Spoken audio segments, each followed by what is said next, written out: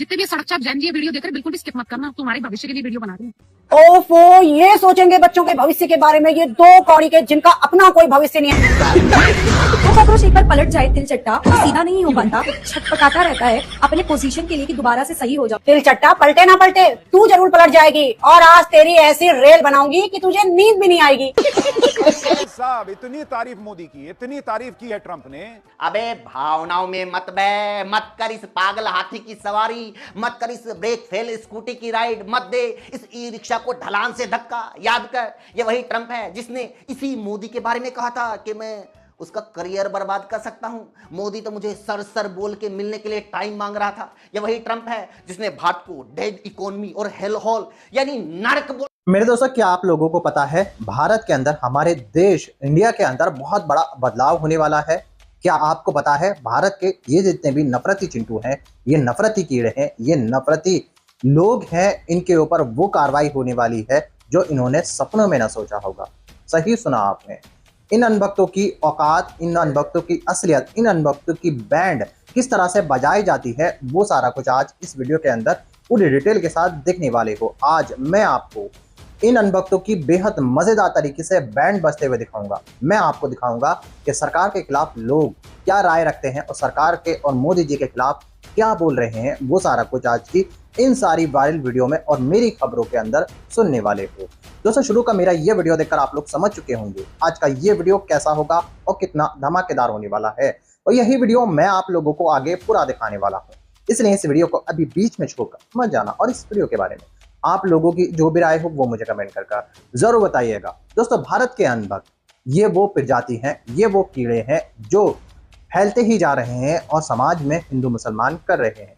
दोस्तों, ये अनभक्त, ये नफरती कीड़े हिंदू मुसलमान कर लोगों के दिलों में जहर घोल रहे हैं। दोस्तों, हकीकत बात मैं आपके लिए बता देता हूँ। दोस्तों, इनकी बातों का ये जिस तरह से समाज में जहर घोल रहे हैं, ये हमारे ऊपर तक नहीं रहने वाला। जी हाँ, सही सुना, ये जहर सिर्फ हम में नहीं रहेगा, ये जहर हमारे बच्चों के अंदर फैलेगा। हमारे बच्चों की मानसिकता खराब होगी, हमारे बच्चे इन बातों से परेशान होंगे और वो दूसरे धर्म को टारगेट करने लगेंगे। क्योंकि दोस्तों, कोई भी अच्छा माँ बाप जो अपने बच्चों की हिफाजत चाहता होगा, जो अपनी बच्चों का कैरियर बनना देना चाहता होगा, अपने बच्चे को इंसान बनते देखना चाहता होगा, वो इन बातों से दूर रहता है और वो अपने बच्चों पर इन बातों का असर नहीं पड़ने देता। लेकिन जिस तरह से ये समाज का हाल कर रहे हैं, जिस तरह से ये समाज के अंदर आपने देखा होगा इतनी ज़्यादा नफरत, इतना ज़्यादा इस्लाम धर्म के खिलाफ ये लोग प्रचार करते हैं कि उसको देखकर डर लगता है। दोस्तों, अब मैं आपको वो वायरल वीडियो दिखाने वाला हूं जिसको देखना आप लोगों के लिए बेहद ज़रूरी है। मगर दोस्तों, ये वायरल वीडियो दिखाने से पहले मेरी आपसे गुजारिश है, आज का ये वीडियो पूरा एंड तक जरूर देखना, और अगर आप मेरे चैनल पर नए आए हो, चैनल को जरूर सब्सक्राइब करना, साथ में इस वीडियो को दूसरे लोगों में शेयर जरूर करना। चलिए दोस्तों, पहले आप ये वायरल वीडियो देखिए, फिर आकर मैं आपसे बात करता हूँ। जितने भी सड़क छाप जैन जी वीडियो देख रहे बिल्कुल भी स्किप मत करना, तुम्हारे भविष्य के लिए वीडियो बना रही हूँ। ओफो, ये सोचेंगे बच्चों के भविष्य के बारे में, ये दो कौड़ी के जिनका अपना कोई भविष्य नहीं है। एक बार पार्टी चली गई ना बीजेपी की, गली गली में पिटते हुए नजर आओगे, पिटते हुए, समझ गई। और ये सड़क छाप उठाई धीरे ये कोशिश कर रहे हैं कि भारत के अंदर अराजकता फैले, लड़ाई दंगे हो, देश आग के अंदर जले। जितने लड़ाई झगड़े दंगे तूने करवा दिए हैं ना देश में, जितना देश को आग में तुम लोगों ने झोंक दिया, भाई साहब, मैं नहीं कह रही हूँ कि और कोई ऐसा पैदा भी हो जाएगा। जितना नफरत तुम जाहिल, तुम सुअरों ने फैला रखा है। जो कॉकरोच एक बार पलट जाए तिलचट्टा, सीधा नहीं हो पाता, छटपटाता रहता है अपने पोजीशन के लिए कि दोबारा से सही हो जाओ। तिलचट्टा पलटे ना पलटे, तू जरूर पलट जाएगी और आज तेरी ऐसी रेल बनाऊंगी कि तुझे नींद भी नहीं आएगी। और रेल बना के तुझे पहुंचा दूंगी बिहार के बाराबंकी। सपोर्ट बीजेपी को ही करेगी, भले ही हो जाए नीचे से नंगी। कांग्रेस वालों, बिना बेइज्जती के नींद नहीं आती आपको? भाई, ऐसी कोई जगह, कोई शहर, कोई स्थान छोड़ा है जहाँ पे आपने अपनी बेइज्जती ना करवाई हो, मुंह के बल ना गिरे हो, जहाँ पे झूठ फरेब ना दिखाया हो आपने? मुंह जब भी खोलेगा कांग्रेस को ही बकेगा। अरे सुधर जा, इस मुंह से कितना हगेगा। भारत के 3 नाविक अमेरिका ने मार दिए, उसके बारे में भी कुछ कहेगा? लेकिन इन अंधभक्तों का अभी जाएगा मुंह सील। अरे इस पैकू के चक्कर में और कितना होगा जलील। और भाई, आगे की जिम्मेवारी आप लोगों की, तारीफ रुकनी नहीं चाहिए कमेंट में इन अंधभक्तों की। ओहो, गजब इम्प्रेस किया जा रहा है। आज मोदी के सामने ट्रम्प जहाजों पर हमले के मुद्दे पर नरम दिखे। कब हो गया ये? कब हुआ कब? और मैं ऐसे ही नहीं कह रही हूं नरम दिखे, आप सुनिए, आपको भी समझ में आ जाएगा। और बॉडी लैंग्वेज मत भूलिएगा। देखिए, 24 घंटे में ट्रंप मोदी के ऐसे मुरीद हो जाते हैं कि उन्होंने पीएम मोदी को फरिश्ता तक बता दिया। डिप्रेशन।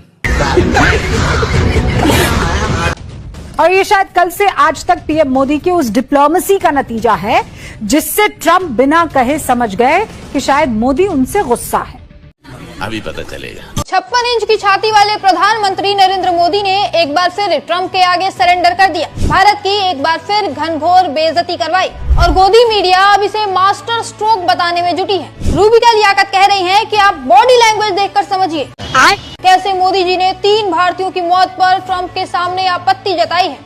अब क्योंकि पॉपा ने कुछ बोला तो है नहीं, पॉपा के मुंह से 3 भारतीयों की मौत पर एक शब्द भी नहीं निकला, तो ये लोग अपने पॉपा को बचाने के लिए उनके बॉडी लैंग्वेज की बात कर रहे हैं। वो एक हैबिट है।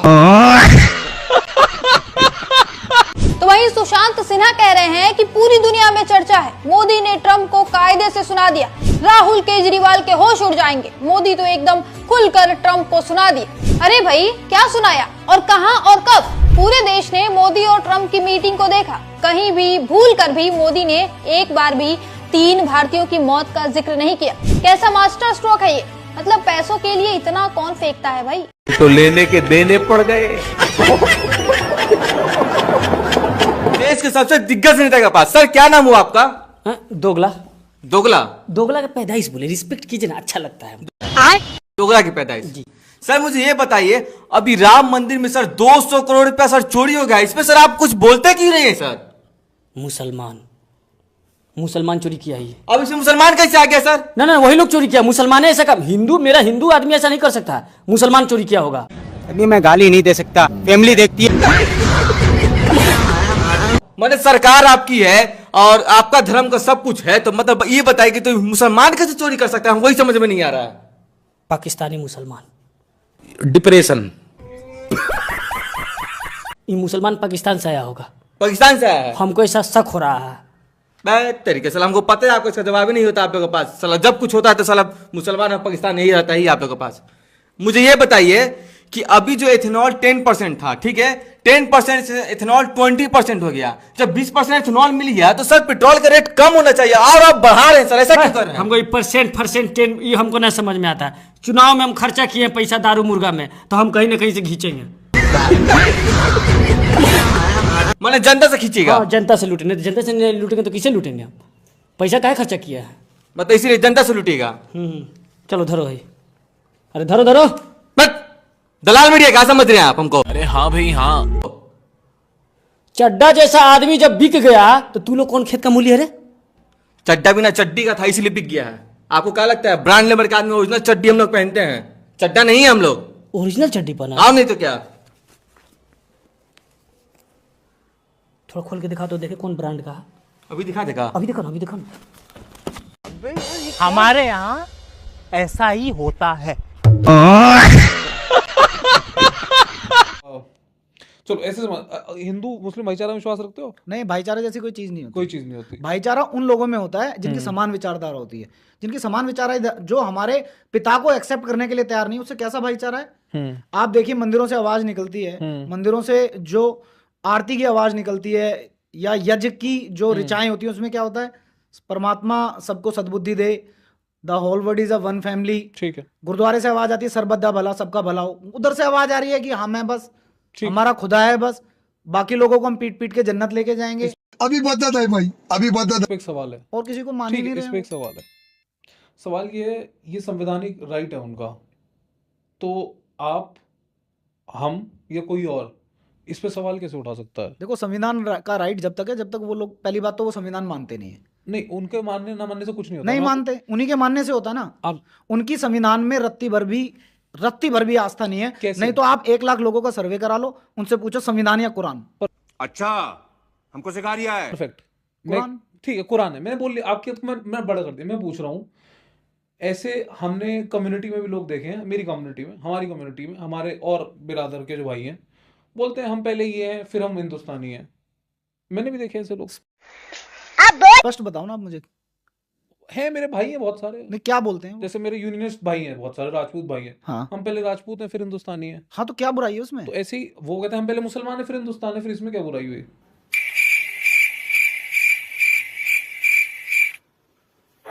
खत्म। दोस्तों रुकिए, ठहरिए, अभी जाइएगा नहीं, एक और बेहद मजेदार पार्ट है, वो भी आप दिख कर जाना। लेकिन उससे पहले मैं आपको बता देता हूं हमारे देश के जिस तरह के हालात हैं, जिस तरह की नफरत हमारे समाज में फैल रही है, जिस तरह से इन अनभक्तों को हौसला मिलता है, जिस तरह से ये समाज में नफरत बोलते हैं, सबसे बड़ा वाला हाथ हमारी देश की मीडिया का है, जिसको हम गोदी मीडिया के नाम से जानते हैं। हमारे देश की मीडिया ये जो हमें, हमारे और बच्चों के, हमारे और दूसरे लोगों के दिमागों को कंट्रोल कर रखा है, यही उनके दिलों में, उनके दिमागों में इस तरह की हिंदू मुसलमानों की तरह ही बातें डालती है और मंदिर मस्जिद करती रहती है। और आपने गोदी मीडिया जो हमारे देश की नेशनल मीडिया है, ये किस तरह से सरकार की तारीफ करती है, किस तरह से मोदी जी की तारीफ करने में लगी रहती है। इनको सरकार के खिलाफ कुछ बोलना नहीं आता, अगर ये बोल देते हैं तो इनके पैसे कट हो जाते हैं। ये बातें आपने ना जाने कहां कहां सुनी होंगी। दोस्तों अब मैं आपको इसी वीडियो का दूसरा पार्ट दिखाने वाला हूं, जिसको देखकर आपको सारा मामला पूरी डिटेल के साथ समझ में आने वाला है और सरकार का विरोध किस प्रकार किया जा रहा है वो सारा कुछ आप इस वीडियो के अंदर देखने वाले हो। चलिए दोस्तों, पहले आप ये वायरल वीडियो देखिए, फिर आकर मैं आपसे बात करता हूँ। दोस्तों, धर्मेंद्र प्रधान शिक्षा व्यवस्था को लग्जूरियस तो नहीं बना सकते, लेकिन एक स्टूडेंट को लग्जरी लाइफ जरूर फील करवा सकते हैं। जैसे कि अभी कल जो है नीट का एग्जाम होना है और आज ही उसको एडमिट कार्ड निकालने पर पता चल रहा है कि उसका एग्जाम सेंटर जो है वो अबू धाबी में है। तो सोचो अब वो एक दिन में कैसे भी करके जाएगा, अगर वैसे पॉसिबल तो नहीं है लेकिन जाएगा जरूर, क्योंकि नागपुर के एक छात्र का जो है एडमिट कार्ड, उसमें जो एड्रेस है जहां उसका पेपर होना है नीट का, वो है अबू धाबी में। अच्छा, कितनों को लगता है कि धरना देने के बाद धर्मेंद्र प्रधान रिजाइन कर देंगे? मुझे नहीं लगता, क्योंकि अगर ये धर्मेंद्र प्रधान रिजाइन कर दिया तो ना जो मांग कर रहे हैं ना उनकी आदत बिगड़ जाएगी। कल को प्रधानमंत्री से इस्तीफा मांगेंगे और तुम्हें लगता है प्रधानमंत्री दे देंगे? तो इसीलिए ये लक्ष्मण रेखा है, जहां ये रेखा टूटी और ये खत्म हुई वहां धड़ल्ले से सबसे इस्तीफा की मांग हो जाएगी। इसीलिए धर्मेंद्र प्रधान से इस्तीफा नहीं लिया जा रहा है। दोस्तों भाई साहब, इतनी तारीफ मोदी की, इतनी तारीफ की है ट्रंप ने। अबे भावनाओं में मत बह, मत कर इस पागल हाथी की सवारी, मत कर इस ब्रेक फेल स्कूटी की राइड, मत दे इस ई रिक्शा को ढलान से धक्का। याद कर, ये वही ट्रंप है जिसने इसी मोदी के बारे में कहा था कि मैं उसका करियर बर्बाद कर सकता हूं। मोदी तो मुझे सर सर बोल के मिलने के लिए टाइम मांग रहा था। यह वही ट्रंप है जिसने भारत को डेड इकोनॉमी और हेल हॉल यानी नरक बोला था, लेकिन मोदी ने आज तक इस पर ट्रंप को जवाब नहीं दिया। अरे जवाब क्या देना, अगर मालिक ने भारत को नरक बोल ही दिया है तो बनाना हमारी जिम्मेदारी है। एक्सेलेंसी, पश्चिम एशिया में शांति के जो प्रयास प्रगति हुई है, इसके लिए मैं आपका अभिनंदन करता हूं। अबे सुशांत, ये मोदी ट्रंप के बारे में क्या बोल रहे हैं, एक्सीलेंसी, और कह रहे हैं कि इसने पश्चिम एशिया में शांति के प्रयास किए। अरे कोई मोदी को नक्शा दिखाओ, पश्चिम एशिया में ईरान, इजराइल, कतर, सऊदी अरब, लेबनान जैसे देश आते हैं। इन देशों में युद्ध छिड़वाने वाला ही ये ट्रंप है, ये अंधभक्तों का मुंह बोला बाप। और मोदी इसको कह रहे हैं कि इसने पश्चिम एशिया में शांति के लिए प्रयास किया। पेट्रोल को बोल रहे हैं कि इसको थैंक यू बोलो, आग इसी ने बुझाई है। आज मोदी के सामने ट्रंप जहाजों पर हमले के मुद्दे पर नरम दिखे। अरे एंकरिंग के गुमशुदा केंद्र, नरम दिखे का क्या मतलब है? अब ऐसे पतीले पे मार के ट्रंप को छीला जा सकता है या ऐसे नमक लगा के खाया जा सकता है?